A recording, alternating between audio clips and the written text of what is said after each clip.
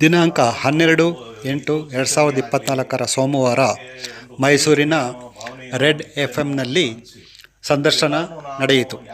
ಈ ಸಂದರ್ಶನದಲ್ಲಿ ಮೈಸೂರಿನ ಕೃಷಿ ಸರ್ವೋದಯ ಫೌಂಡೇಶನ್ ವತಿಯಿಂದ ನಡೆಸುತ್ತಿರುವ ಹಲವಾರು ರೀತಿಯ ಸ್ಪರ್ಧಾತ್ಮಕ ಪರೀಕ್ಷೆಗಳ ತರಬೇತಿ ಬಗ್ಗೆ ಮಾಹಿತಿಯನ್ನು ನಮ್ಮ ಸಂಸ್ಥೆಯ ಕಾರ್ಯದರ್ಶಿಗಳಾದ H. ಕಿಶೋರ್ ಚಂದ್ರ ರವರು ನೀಡಿದರು.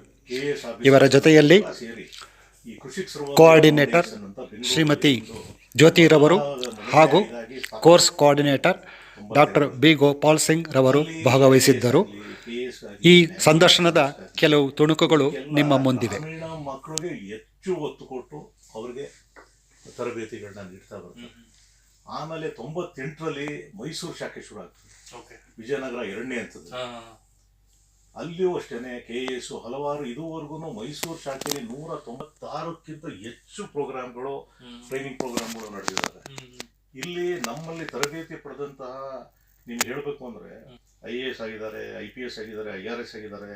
ಕೆಲವರ ಹೆಸರು ಮಾತ್ರ ನಾನು ತಗೊಂತೀನಿ ಈಗ ಈ ಸಂದರ್ಭದಲ್ಲಿ.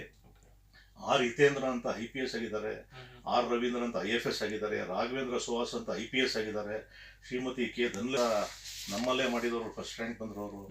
ಈ ತರ 2800ಕ್ಕಿಂತ ಹೆಚ್ಚು ಅಭ್ಯರ್ಥಿಗಳು ಸಕ್ಸಸ್ಫುಲ್ ಆಗಿ ಅವರು ಪಾಸ್ ಮಾಡಿ ಅವರು ನಮ್ಮ ರಾಜ್ಯ ಮಟ್ಟದಲ್ಲಿ ರಾಷ್ಟ್ರ ಮಟ್ಟದಲ್ಲಿ ಸೇವೆಯನ್ನ ಸಲ್ಲಿಸ್ತಾ ಇದ್ದಾರೆ ಬಹಳ ಗೌರವದಿಂದ.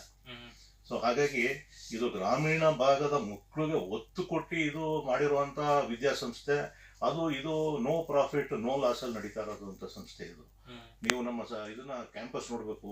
ಬಹುಶಃ ಈ ತರ ಕ್ಯಾಂಪಸ್ ನೀವುಗೆ ಎಲ್ಲಿ ಹುಡುಕಿದ್ರು ಸಿಗಲ್ಲ. ಇಡೀ ಭಾರತ ದೇಶದಲ್ಲಿ ಅಂತ ಕ್ಯಾಂಪಸ್ ಇಲ್ಲ. ಈ ತರ ಕ್ಯಾಂಪಸ್ಗಳು ಎಲ್ಲಾರು ಹೆಂಗಿರುತ್ತೆ ಅಂದ್ರೆ, ನೀವು ಡೆಲ್ಲಿಗೆ ಹೋಗಿ ಹುಡುಗರೆಲ್ಲ ಇಲ್ಲಿಂದ ಡೆಲ್ಲಿಗೆ ಹೋಗ್ತಾರೆ, ಹೈದರಾಬಾದ್ ಹೋಗ್ತಾರೆ, ಬ್ಯಾಂಗ್ಳೂರ್ಗೆ ಹೋಗ್ತಾರೆ. ಆದ್ರೆ ಎಲ್ಲ ಕಮರ್ಷಿಯಲ್ ಕಾಂಪ್ಲೆಕ್ಸ್ಗಳಲ್ಲಿ ಇರ್ತವೆ ಯಾವುದು ಈ ಕೋಚಿಂಗ್ ಸೆಂಟರ್ಗಳು. ನಮ್ಮದು ಪೂರ್ತಿ ಶೈಕ್ಷಣಿಕ ವಾತಾವರಣ ಇರುವಂತ ಮೈಸೂರು ಕ್ಯಾಂಪಸ್ ಇದು. ಇದರೊಳಗೆ ಅಕ್ಕಪಕ್ಕ ಎಲ್ಲ ಬರೀ ಎಜುಕೇಶನ್ ಇನ್ಸ್ಟಿಟ್ಯೂಷನ್ಸ್ ಇದೆ. ಆಮೇಲೆ ಗಿಡ ಮರಗಳು ಪರಿಸರ ಚೆನ್ನಾಗಿದೆ. ನಮ್ಮಲ್ಲಿ ಹಾಸ್ಟೆಲ್ ಫೆಸಿಲಿಟೀಸ್ ಇದೆ. ಮುಂದೆ ನಾನು ಹೇಳ್ತೀನಿ ಎಲ್ಲ ವಿಚಾರಗಳನ್ನು ಈ ತರ. ಸೊ ಹಾಗಾಗಿ ಇದು ಬಹಳ ಅನುಕೂಲಕರ. ಮೈಸೂರಲ್ಲಿ ನಮ್ಮ ವಿಜಯನಗರ ಸೆಕೆಂಡ್ ಸ್ಟೇಜಲ್ಲಿ ಯೋಗ ನರಸಿಂಹಸ್ವಾಮಿ ದೇವಸ್ಥಾನದಿಂದ ಕೆಳಗಡೆ ಬಂದರೆ ಈಗ ನಮ್ಮ ಸಂಸ್ಥೆ ಇದೆ. 25 ವರ್ಷದಿಂದ ಆಲ್ಮೋಸ್ಟ್ ನಾವು ಮೈಸೂರು ಶಾಖೆನ ನಡೆಸ್ಕೊಳ್ತಾ ಬಂದಿದ್ದೀವಿ. ಎಲ್ಲರಿಗೂ ತರಬೇತಿ ಅನುಕೂಲ ಆಗಿದೆ. ಸರ್ ರಾಷ್ಟ್ರದಲ್ಲಿರ್ಬೋದು UPSC ಅಥವಾ KPSC ಈ ಥರ ಸಂಸ್ಥೆಗಳಿಂದ ಎಕ್ಸಾಮ್ಸ್ ನಡೆಯುತ್ತೆ. ಆ ಎಕ್ಸಾಮ್ಸ್ಗಳಿಗೆ ಯಾವುದೇ ಎಂಟ್ರೆನ್ಸ್ ಎಕ್ಸಾಮಲ್ಲಿ ಪಾಸ್ ಮಾಡದೆ ನೀವು ಎಲಿಜಿಬಿಲಿಟಿ ಇಲ್ಲದೆ ನಿಮ್ಗೆ ಯಾವ ಕಡೆನೂ ಕೆಲಸ ಸಿಗಲ್ಲ. ಈಗ ಯಾವ ವಿದ್ಯಾರ್ಥಿಗೂ ಸಿಗಲ್ಲ.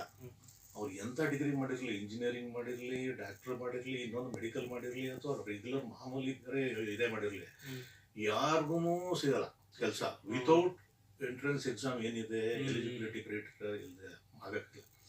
ಈಗ ಏನಾಗಿದೆ, IAS ಅನ್ನೋದು ಒಂದು ಮರೀಚಿಕೆ. ಈಗ ನೀವು ನೋಡಿ, ಒಂದು ವರ್ಷಕ್ಕೆ 10 ಲಕ್ಷದಿಂದ 13 ಲಕ್ಷ ಜನ ತಗೊಳ್ತಾರೆ ಎಕ್ಸಾಮ್ನ ಇಡೀ ಭಾರತದಲ್ಲಿ ಒಂದು ವರ್ಷಕ್ಕೆ.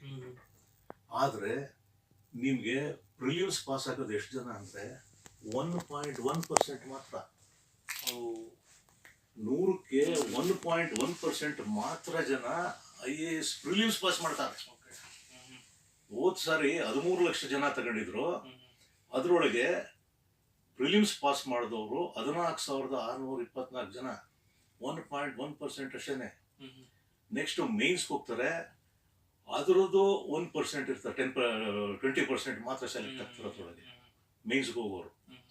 ಫಿಲಿಮ್ಸ್ ಅಲ್ಲಿ ಏನ್ ಪಾಸ್ ಆಗಿರ್ತಾರೆ ಅವರಲ್ಲಿ ಆಮೇಲೆ ಇಂಟರ್ವ್ಯೂಗೆ 1:3 ಕರೀತಾರೆ. ಆಲ್ಮೋಸ್ಟ್ 2.5 to 3 ಕರೀತಾರೆ. ಈ ಸಾರಿ 2,900 ಜನ ಮೇನ್ಸ್ ಅಲ್ಲಿ ಪಾಸ್ ಆಗಿದ್ರು 1,160 ಪೋಸ್ಟ್ಗೆ. ಸೊ ಹಂಗಾದ್ರೆ ಅದ್ರೊಳಗೂ ಜನರಲ್ ಮೆರಿಟ್ 50% ಕಡಿಮೆ ಇರುತ್ತೆ. ಆಮೇಲೆ 180 ಮೇಲೆ IAS ಪೋಸ್ಟ್ಗಳಿರಲ್ಲ ಯಾವುದೇ ವರ್ಷದಲ್ಲೂ. 180 ಮೀರಂಗೆ ಇಲ್ಲ ಯಾವುದೇ ವರ್ಷನೂ. ಮಿಕ್ಕದೆಲ್ಲ IRS, IPS, ಬೇರೆ ಬೇರೆ IFS ಎಲ್ಲ ಇರುತ್ತೆ. ಸೊ ಹಂಗಾಗಿ ಇದು one of the toughest exam. But ಏನಾಗುತ್ತೆ, ನಮ್ಮ ಜನ, ನಮ್ಮ ಇರೋ ಪೋಷಕರು, ತಾಯಿ ತಂದೆಯವ್ರಿಗೆ ಏನೋ ಆಸೆ ಇರುತ್ತೆ, ನಮ್ಮ ಹುಡುಗನ್ ಮಾಡ್ಸೋಣ, ನಮ್ಮ ಇವ್ರನ್ನ ಮಾಡ್ಸೋಣ ಅಂತ, ಮಾಡ್ಲಿ ಅಂತ. ಹಾಗಾಗಿ ಅವರು ಹೊರಗಡೆ ಡೆಲ್ಲಿ, ಬಾಂಬೆ, ಬೆಂಗಳೂರು ಅಥವಾ ಹೈದರಾಬಾದ್ ಈ ಕಡೆಗೆಲ್ಲ ಹೋಗ್ತಾರೆ. ಅಲ್ಲಿಗೆ ತುಂಬ ಎನ್ ಮಾಸಲ್ಲಿ ಯಾರು ಕಲಿಯೋ ಒಂದು ವಾತಾವರಣನೂ ಇರಲ್ಲ ಅಲ್ಲಿ. ಅದಕ್ಕೆ ನಾನು ಒಂದು ಕಿವಿ ಮಾತು ಹೇಳ್ತೀನಿ ತಾಯಿ ತಂದೆಯರಿಗೆ, ಪೋಷಕರಿಗೆ, ನೀವು ಒಂದು ಸಾರಿ ಬನ್ನಿ ನಮ್ಮ ಕೃಷಿಕ ಸರ್ವೋದಯ ಫೌಂಡೇಶನ್ಗೆ. ಒಂದು ಸಾರಿ ಬಂದು ನೋಡಿ, ನಮ್ಮ ಕ್ಯಾಂಪಸ್ ನೋಡಿ, ನಮ್ಮ ಫೆಸಿಲಿಟೀಸ್ ನೋಡಿ, ನಮ್ಮಲ್ಲಿರೋ ಸ್ಟುಡಿಯೋ ಕ್ಲಾಸ್ ರೂಮ್ಸ್ ನೋಡಿ, ಲೈಬ್ರರಿ ನೋಡಿ, ಮತ್ತೆ ಸ್ಟಡಿ ಕ್ಯೂಬಿಕಲ್ಸ್ ನೋಡಿ. 24/7 ಲೈಬ್ರರಿ ಇದೆ ನಮ್ಮಲ್ಲಿ, ಹಾಸ್ಟೆಲ್ ಫೆಸಿಲಿಟಿ ಇದೆ, ಕ್ಯಾಂಟೀನ್ ಫೆಸಿಲಿಟೀಸ್ ಇದೆ. ಇದಲ್ಲದೆ ನಾವು ಇಡೀ ಭಾರತ ದೇಶದಲ್ಲಿ ಇರುವಂಥ ಹೆಸರುವಾಸಿ ಯಾರು ಬೆಸ್ಟ್ ಫ್ಯಾಕಲ್ಟಿ ಇದ್ದಾರೆ ಅವ್ರನ್ನ ಸೆಲೆಕ್ಟ್ ಮಾಡ್ತೀವಿ. ಸೊ ಈ ಸಾರಿಯಿಂದ ರಿಗರಸ್ ಆಗಿ 8 ತಿಂಗಳು ಕಂಟಿನ್ಯೂಸ್ ಮೇನ್ಸ್ ಮತ್ತು ಪ್ರಿಲಿಮ್ಸ್ ಮತ್ತು ಮೇನ್ಸ್ಗೆ ಮಾಡ್ತಾ ಇದ್ದೀವಿ. ಈ ಸದುಪಯೋಗನ ನಮ್ಮ ತಾಯಿ ತಂದೆಗಳು, ಇಲ್ಲಿ ಪೋಷಕರುಗಳು ಉಪಯೋಗಿಸ್ಕೋಬೇಕು. ನೀವು ನಮ್ಗೆ ಸೇರಿಸದೇ ಪರವಾಗಿಲ್ಲ, ಒಂದು ಸಾರಿ ನಾವು ಕ್ಯಾಂಪಸ್ ಬಂದು ನೋಡಿ, ನಿಮಗೆ ಗೊತ್ತಾಗುತ್ತೆ. ನಾನು ಹೇಳ್ತೀನಿ, ಇಡೀ ದೇಶದಲ್ಲೇ ಇಲ್ಲ ಅಂತ ಕ್ಯಾಂಪಸ್ ನಮ್ಮಲ್ಲಿರೋದು, ಮೈಸೂರಲ್ಲಿರೋದು. ವಿಜಯನಗರ ಸೆಕೆಂಡ್ ಸ್ಟೇಜಲ್ಲಿರೋ ಕೃಷಿಕ ಸರ್ವೋದಯ ಫೌಂಡೇಶನ್ ಕ್ಯಾಂಪಸ್ಸು ಇಡೀ ಭಾರತದಲ್ಲೆಲ್ಲ ಅಂಥ ಒಳ್ಳೆ ಕ್ಯಾಂಪಸ್ ಇದೆ. ಅದನ್ನು ಸದುಪಯೋಗ ಪಡಿಸ್ಕೊಳ್ಳಿ. ಭಾಳ ಎಕನಾಮಿಕಲ್ ರೇಟ್ಸ್ ಮಾಡ್ತಾ ಇದ್ದೀವಿ, ನೋ ಪ್ರಾಫಿಟ್ ನೋ ಲಾಸ್ ಬೇಸಿಸಲ್ಲಿ. ಇದನ್ನು ಅನುಕೂಲ ಎಲ್ಲರೂ ಪಡ್ಕೋಬೇಕು ಅಂತ ನಿಮ್ಮ ಮೂಲಕ ನಾನು ಕೇಳ್ಕೊಂತೀನಿ. ಮುಂದಿನ ಏನಪ್ಪ ಯೋಚನೆ ಏನಾಗುತ್ತೆ, ನನ್ನ ಮಕ್ಕಳಿಗೆ ಕೆಲಸ ಸಿಗುತ್ತೋ ಇಲ್ವೋ. ಇವತ್ತಿನ ಕಾಂಪಿಟೇಷನ್ ವರ್ಲ್ಡಲ್ಲಿ ನಾನು ಹೇಳಿದ್ನಲ್ಲ, IASಗೆ 0.1% ಏನು ಅಪ್ಲೈ ಮಾಡಿರ್ತಾರೆ, ಅದರಲ್ಲಿ 0.1% ಮಾತ್ರ ಸೆಲೆಕ್ಟ್ ಆಗ್ತಾರೆ. ಇಮ್ಯಾಜಿನ್ ಇದು ಕಾಂಪಿಟೇಷನ್ ಎಷ್ಟಿದೆ ಅಂತ. ಸೊ ನೆಕ್ಸ್ಟು ಇದ್ರದ್ದು ಟಫೆಸ್ಟ್ ಇದು KS. ಸೊ ಹಾಗಾಗಿ ನಾವು ಪ್ಲ್ಯಾನ್ A B C ಅಂತ ಮಕ್ಕಳಿಗೆ ನಾವು ಮಾಡಲೇಬೇಕಾಗುತ್ತೆ. ಸೊ ಪ್ಲ್ಯಾನ್ A IAS ಆಗಲಿಲ್ವಾ, ಪ್ಲ್ಯಾನ್ B KS ಆಗಬೇಕು. KS ಕರೆಯಲ್ಲ ರೆಗ್ಯುಲರ್ ಆಗಿ, ಸೊ ಬೇರೆ ಅದರ್ ಎಕ್ಸಾಮ್ಸ್ ಕರೆಯುತ್ತೆ. ಬಟ್ ಎಲ್ಲದಕ್ಕಿಂತ ನಮ್ಮ ಇವ್ರಿಗೆ ಮಕ್ಕಳುಗಳಿಗೆ ಗೊತ್ತಿಲ್ಲ, banking exams, state bank of India ಆಗ್ಬೋದು, ರಿಸರ್ವ್ ಬ್ಯಾಂಕ್ ಆಫ್ ಇಂಡಿಯಾ ಆಗ್ಬೋದು, ರೂರಲ್ ಬ್ಯಾಂಕ್ಸ್ ಆಗ್ಬೋದು, ಮತ್ತು ರೈಲ್ವೆ ರಿಕ್ರೂಟ್ಮೆಂಟ್ ಬೋರ್ಡ್ RRB ಅಂತ ಇದೆ, ಸ್ಟಾಫ್ ಸೆಲೆಕ್ಷನ್ ಕಮಿಷನ್ ಅಂತ SSC ಅಂತ ಇದೆ.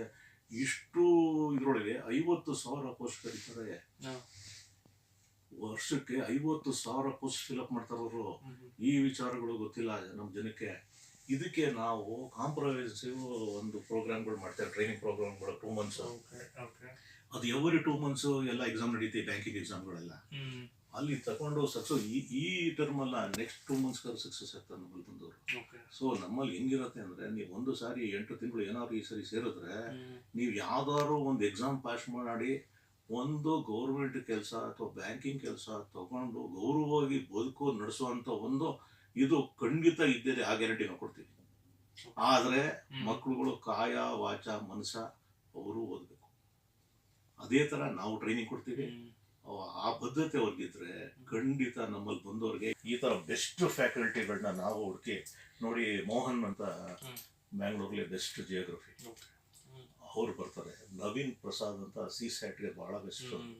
ಅವ್ರು ಬಹುಶಃ ಎಲ್ಲ ಹುಡುಗರು ಯೂಟ್ಯೂಬಲ್ಲೆಲ್ಲ ಅವ್ರದ್ದೆಲ್ಲ ಇದಿದೆ, ವಿಡಿಯೋಸ್ ಎಲ್ಲ ಇದೆ, ಅದು ಎಲ್ರಿಗೂ ಗೊತ್ತಿದೆ.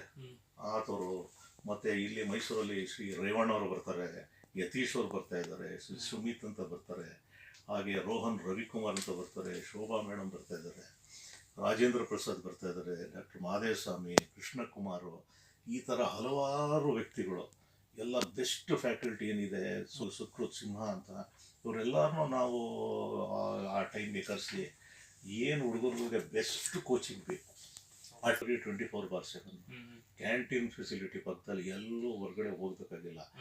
ಆಮೇಲೆ ಹಾಸ್ಟೆಲ್ 50 ಜನ ಇರ್ಬೋದು, 25 ಜನ ಹುಡುಗಿಯರಿಗೆ, 25 ಜನ ಹುಡುಗರಿಗೆ, ಎಲ್ಲವೂ ನಾಮಿನಲ್ ಕಾಸ್ಟ್. ಯಾಕಂದ್ರೆ ಇದು no profit no loss organisation. ಇದರಿಂದ ಇಲ್ಲಿ ಯಾವ ಸಂಸ್ಥೆಯಲ್ಲಿ ಒಬ್ರಿಗೂ ಇದರಿಂದ ದುಡ್ಡು ಮಾಡಬೇಕು ಅನ್ನೋದು ಯಾವುದೇ ರೀತಿಯಲ್ಲಿ ಯಾರಿಗೂ ಇಲ್ಲ. ಎಲ್ಲ ಸಮಾನ ಮನಸ್ಕರವ್ರೆ. ಆಮೇಲೆ ಎಲ್ಲ ರಿಟೈರ್ಡ್ ಅಫಿಷಿಯಲ್ಸ್ ಎಲ್ಲ ಇರೋದು, ಭಾಳ senior officials, IAS, AFS, KS ಇಲ್ಲಿ ವೈಸ್ ಚಾನ್ಸಲರ್ ಆಗಿದ್ದವರು, ಈ ಥರ. ಸೊ ಹಾಗಾಗಿ